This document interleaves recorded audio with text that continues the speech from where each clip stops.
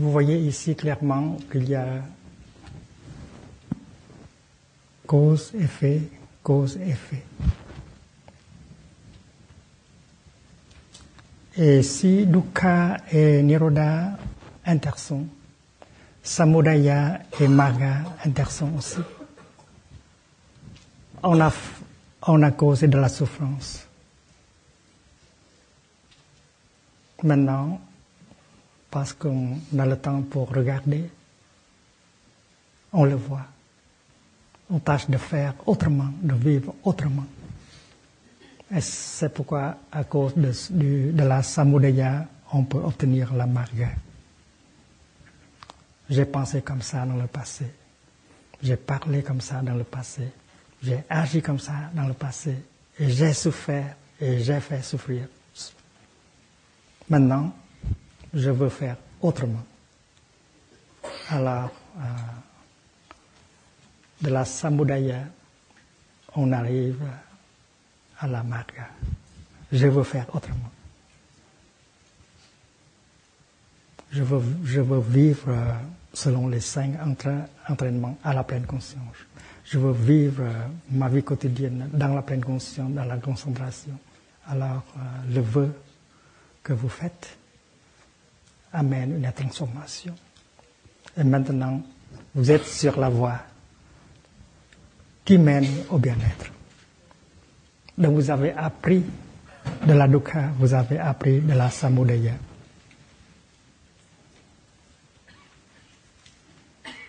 Bien sûr que la souffrance est nécessaire. La souffrance nous instruit. Mais on n'a pas à créer plus de souffrance. Il y en a assez dans le monde.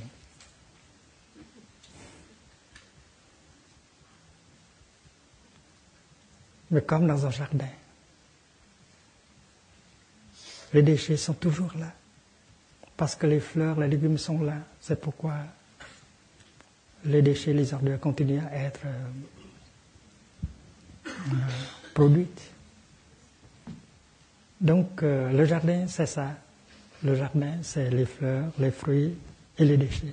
La vie, c'est comme ça. Il y a le bonheur, le bien-être et la souffrance. C'est une chose naturelle. Mais il faut apprendre à gérer les déchets. Il faut apprendre à gérer la souffrance et le mal-être. Et ne pas laisser le mal-être de nous inonder, de nous envahir. Comme dans le monde d'aujourd'hui. On ne possède pas cette capacité de gérer la souffrance, de transformer la souffrance. On laisse la violence, le désespoir nous envahir. Il faut agir vite. Il faut apprendre à gérer notre souffrance, notre mal-être. Il faut savoir comment transformer une grande quantité de souffrance en bien-être.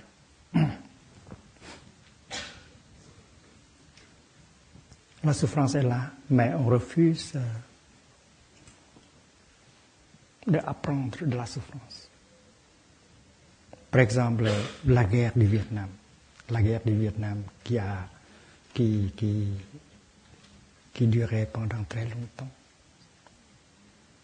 Et si on a assez de pleine conscience et de concentration, on aura pu apprendre beaucoup de la guerre au Vietnam. Et on ne répète pas les mêmes fautes en Irak ou ailleurs. Mais on n'apprend pas de la souffrance, c'est le problème. Comme pratiquant, on apprend de sa souffrance. Et comme ça, on peut sortir la souffrance, on peut fabriquer, on peut créer le bien-être, la paix et le bonheur.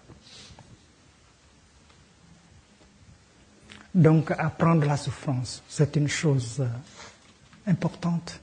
Ça doit s'apprendre à l'école. Les enfants doivent apprendre cela. Il faut des instituteurs, des institutrices qui ont cette capacité de transformer la souffrance en eux pour pouvoir enseigner aux enfants de le faire.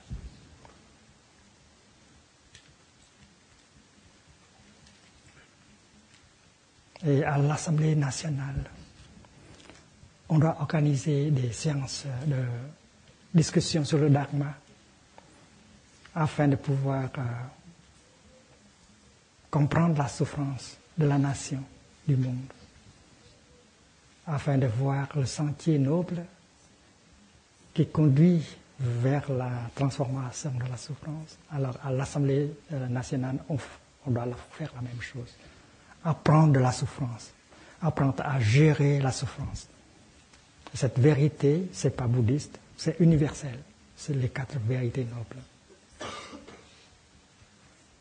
Dans la famille aussi, une réunion de famille pour discuter sur l'art de gérer la souffrance, de transformer la souffrance. C'est parce que la souffrance est là, la dukkha est toujours là. On peut apprendre de la souffrance et on peut créer le bonheur, le bien-être.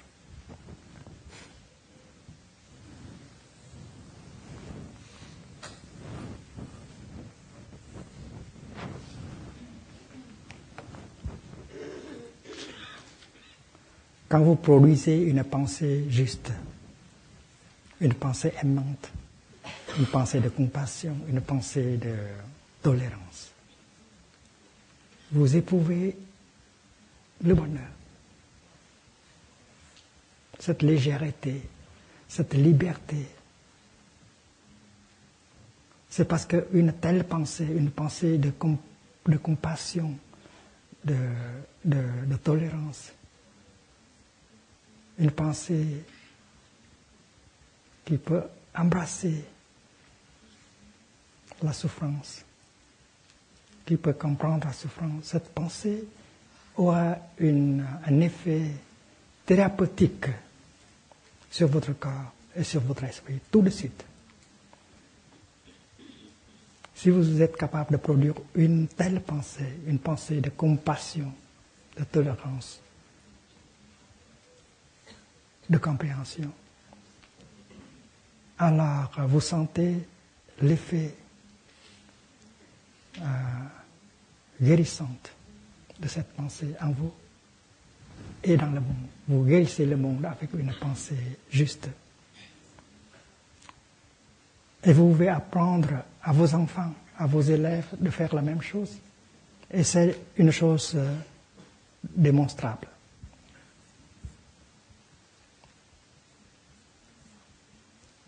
Vous sentez bien quand vous êtes capable de produire une pensée de compassion, d'acceptation, de compréhension.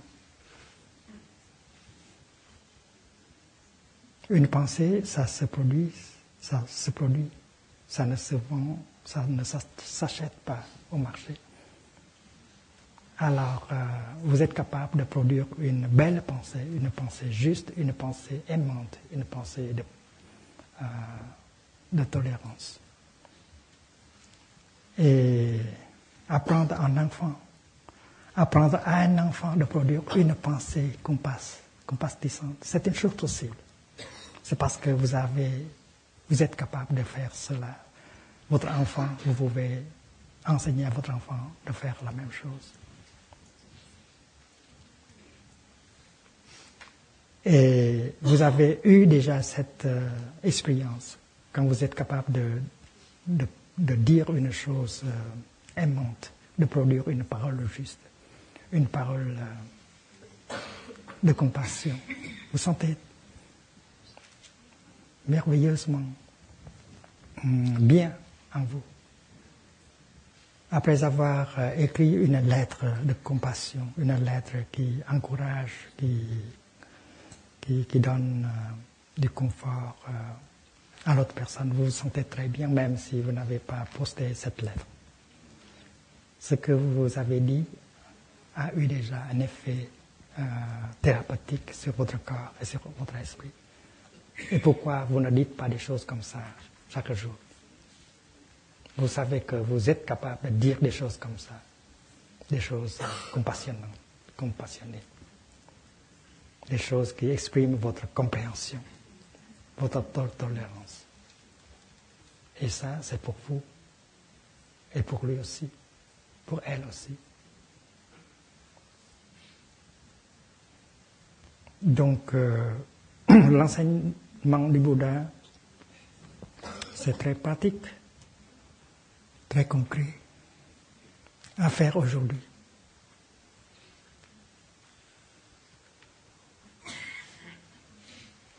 Individuellement ou collectivement, ensemble.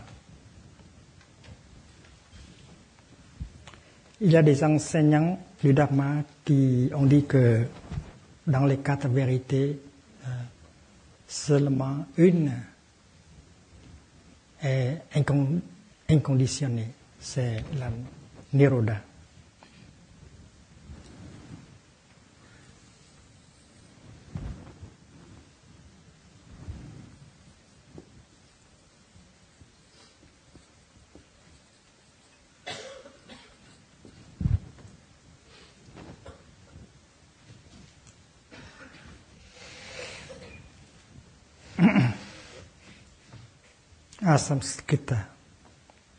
Asamskrita Dharma, vô vi pháp.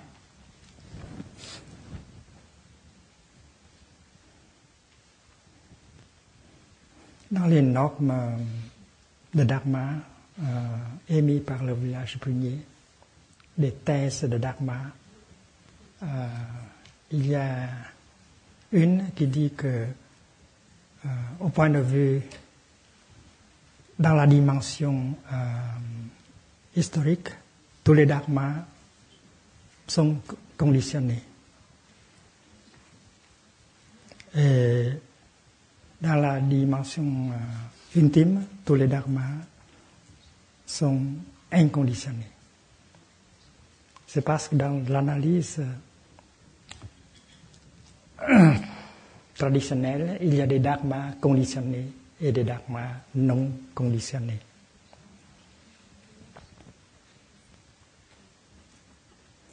Les choses qui sont sujettes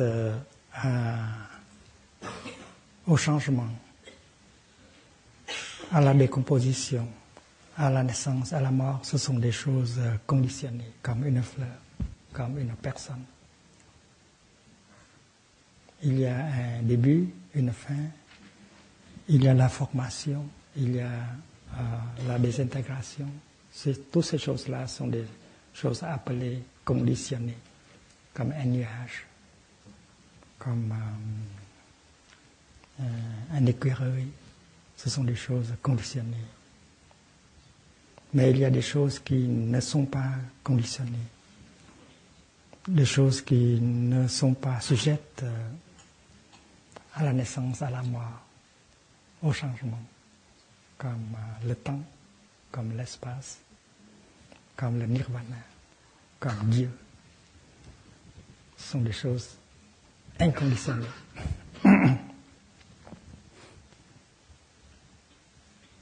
Donc il y a des enseignants, des instructeurs du Dharma qui pensent que la Nirodha, c'est la seule vérité qui est inconditionnée, c'est le nirvana.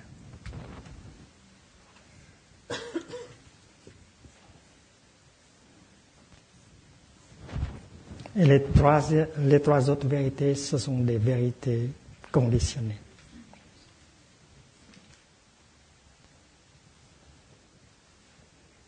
Vous avez déjà écouté les enseignements du village puni en ce qui concerne les thèses dharmiques, les normes.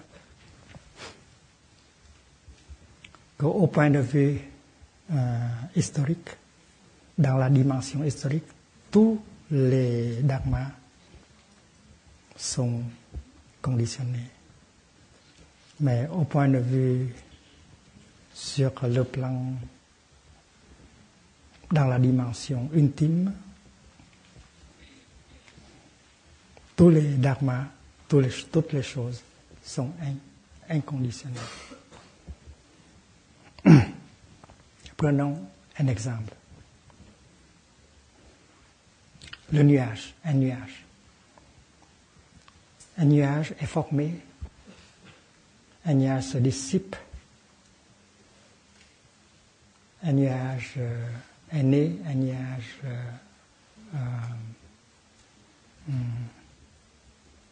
disparaît. Alors, le nuage, ce nuage-là doit être appelé une chose conditionnée. C'est parce que le nuage doit passer par la naissance, la mort, l'être et le non-être. Mais si on regarde le nuage en profondeur, si avec la sagesse on touche en profondeur le nuage, on va découvrir que sa nature véritable, la nature de non-naissance et de non-mort du nuage.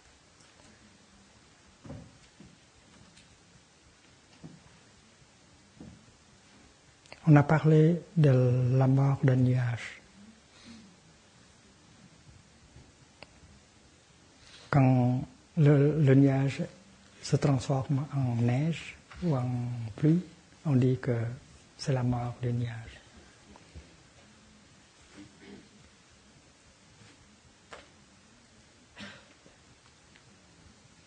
Mais ce n'est pas vraiment une mort. Quand on parle de la mort, on parle de la disparition d'une chose, du passage d'une chose de l'être au non-être.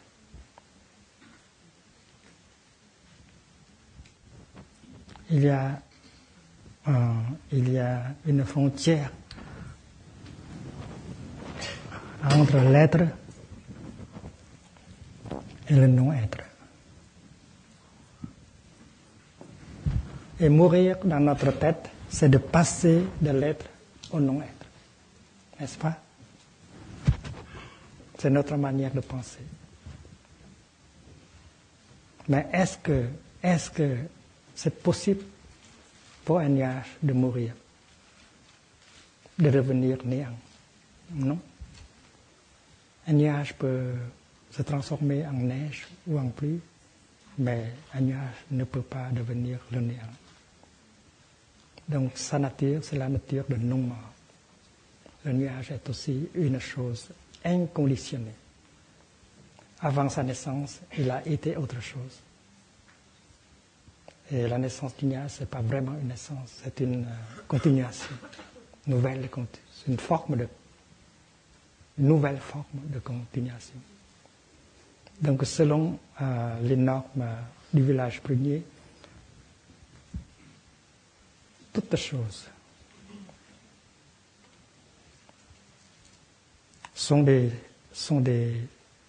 choses conditionnées et toutes choses en même temps sont des choses inconditionnées, si on regarde en profondeur. Quand on touche la dimension historique, on voit que les choses doivent passer par la naissance, la mort, l'être et le non-être. Mais si on touche les choses en profondeur, on va découvrir leur nature véritable, non-naissance, non-mort, c'est-à-dire leur nature, l'inconditionnée.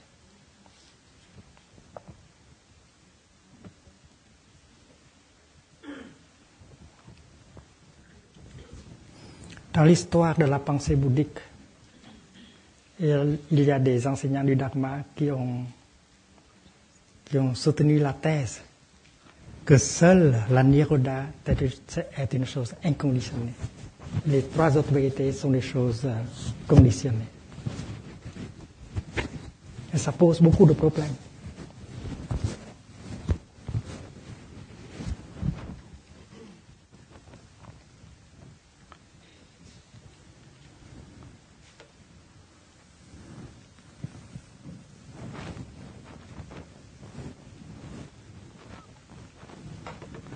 Si je dessine quelques vagues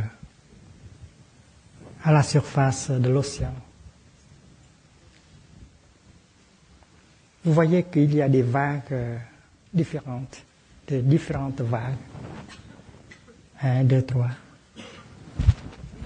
Et toutes ces vagues-là sont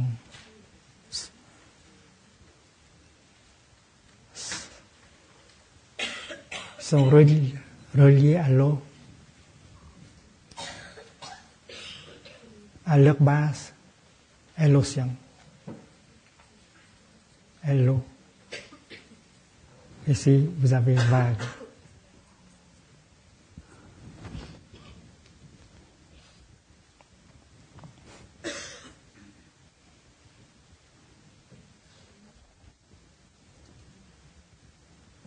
Bien sûr que la naissance d'une vague, la montée d'une vague, la descente d'une vague dépend de la montée et la descente de l'autre vague.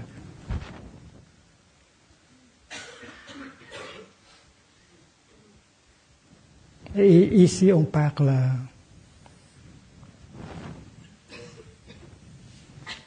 d'une dimension appelée historique.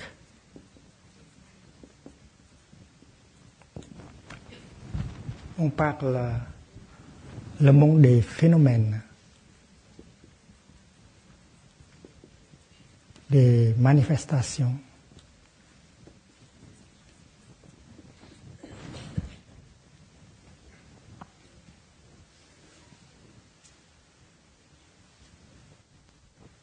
Mais au fond de ça, il y a une base de laquelle surgit cette dimension historique. Et ici, on parle d'une dimension intime.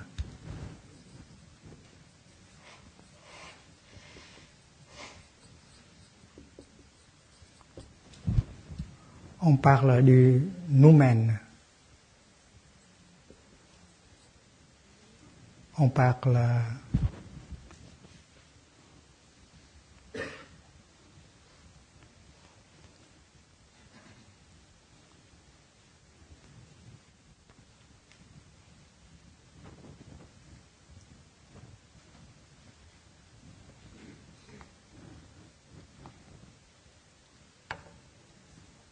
de la non-manifestation.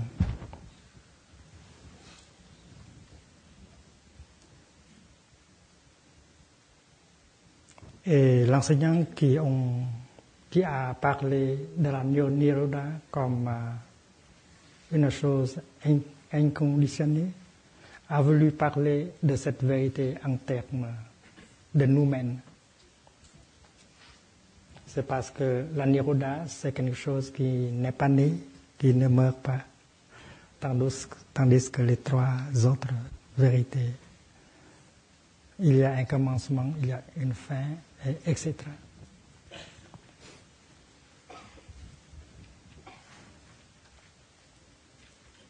Bien sûr qu'il y a une relation entre noumen et phénomène.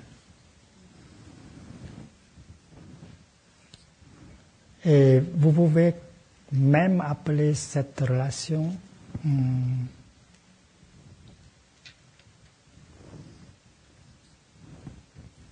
une relation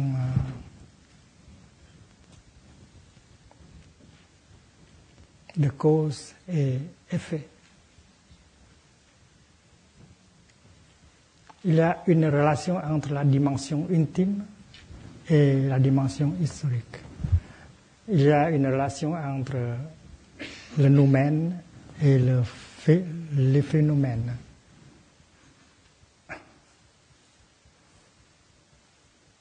Et on peut parler aussi en termes de cause et effet.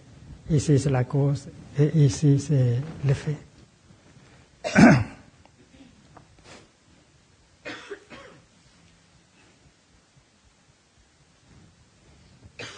Mais il faut voir que dans la dimension historique, dans le monde des phénomènes, il y a une relation entre les phénomènes. Phénomène. C'est parce qu'on parle de la dimension historique. Et on parle de relation entre les phénomènes. Cette vague est comme ça, c'est parce que les autres sont comme ça. Si les autres vagues sont différentes, cette vague sera différente aussi. Donc il y a une relation entre phénomènes. Et les phénomènes, ce sont des choses conditionnées. C'est parce que toute chose a un commencement, une fin. Chaque chose peut être ou ne pas être.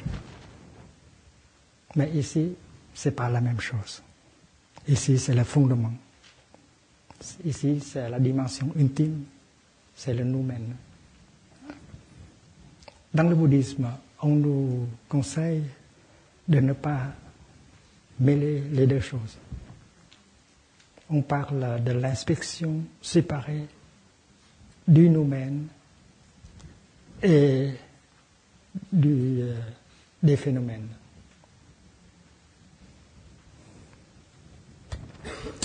L'expression en chinois c'est tánh tướng biệt quán.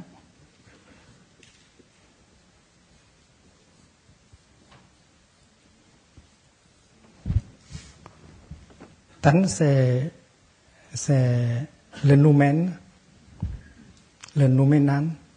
Tướng c'est le phénoménal.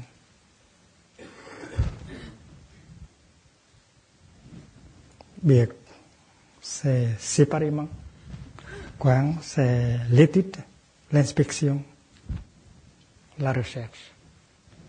L'inspection séparée du nouménal, du nouménal et du phénoménal. L'inspection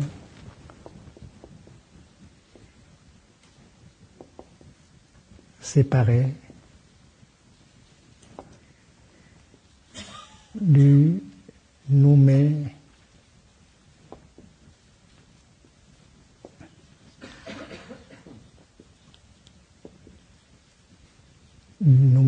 et du phénoménal. Il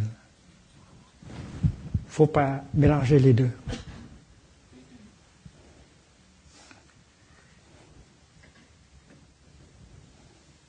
Par exemple, si on parle de Dieu, on parle du nous-mêmes. On parle de la base ontologique.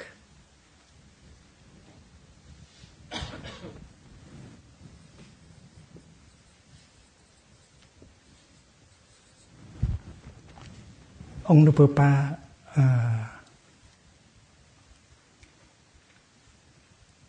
amener Dieu au domaine, à la dimension historique et parler de Dieu comme quelque chose qui est sur le plan historique, sur le plan de phénomène. C'est très important.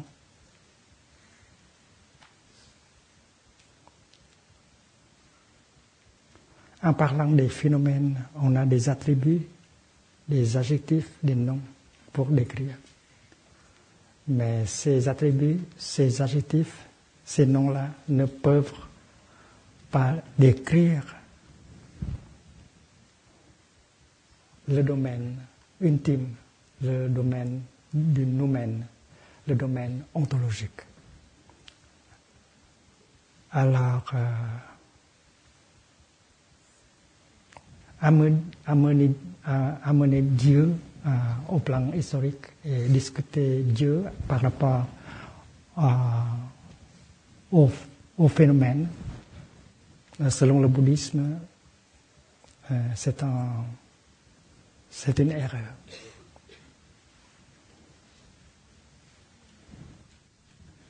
C'est parce que Dieu, selon le langage bouddhiste, est inconditionné, tandis que toutes les autres choses sont conditionnées.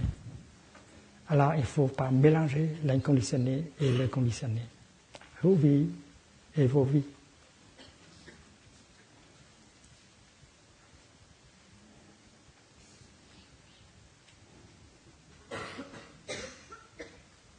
Et comment nous concevons Dieu? Nous concevons Dieu avec des notions que nous avons acquises dans le monde conditionné. Par exemple, l'idée d'un père aimant, l'idée d'un juge avec beaucoup de justice. Nous avons des idées comme ça, des images comme ça, avec lesquelles on fabrique l'image de Dieu. Alors on a amené Dieu vers la dimension historique et on traite Dieu au même plan avec les choses conditionnées. C'est une erreur de base. Selon ce principe du bouddhisme, il ne faut pas mélanger les choses. Il faut inspecter la nature des choses et les phénomènes séparément. Une inspection séparée du nouménal et du phénoménal. Donc, on a parlé de 4 vérités. Et on a dit que seulement la 3e appartient à l'intime, les 3 autres appartiennent au monde des phénomènes. Comme ça, on mélange. Et on ne pratique pas l'inspection séparée. Donc, c'est mieux de pratiquer, d'inspecter les 4 vérités sur le même plan. Où ils sont toutes les 4 des phénomènes conditionnés, ou ils sont toutes les 4 des phénomènes non conditionnés. Il ne faut pas avoir un mélange comme ça. Un est inconditionné et les 3 autres inconditionnés. C'est pas trop compliqué.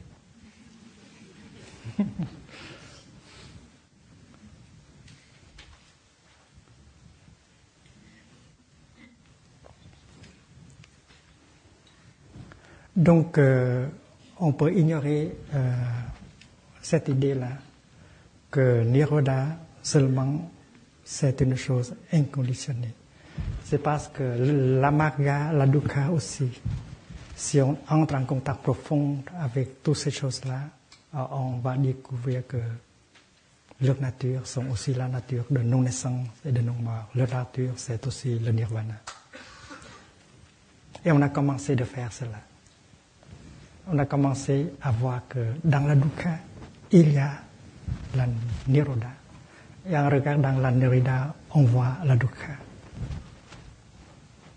Et si on continue comme ça, on va découvrir l'inter-être de toutes les choses. Et on va toucher à la fin la nature du nirvana de toutes les choses. Nirvana, c'est quoi? Nirvana, c'est l'absence de tous les attributs, de tous les concepts, de toutes les notions, comme commencement, fin, montée, descente, l'être, non-être, etc. Et le nirvana doit être cherché où?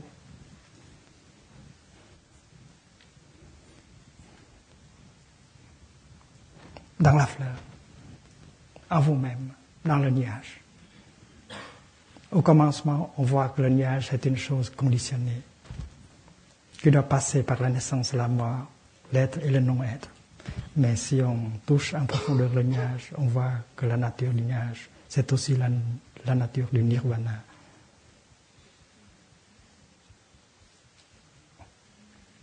Le nuage n'est pas sujet à la naissance et la mort, l'être et le non-être.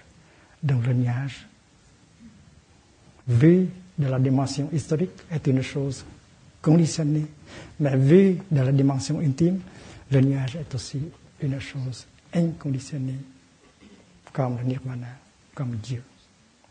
Alors chercher Dieu où? Même dans la dimension historique, on peut chercher Dieu. Mais il ne faut pas confondre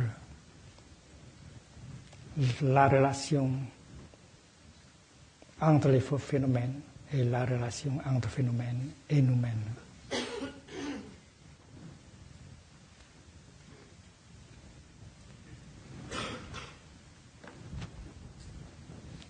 Si vous aimez cela,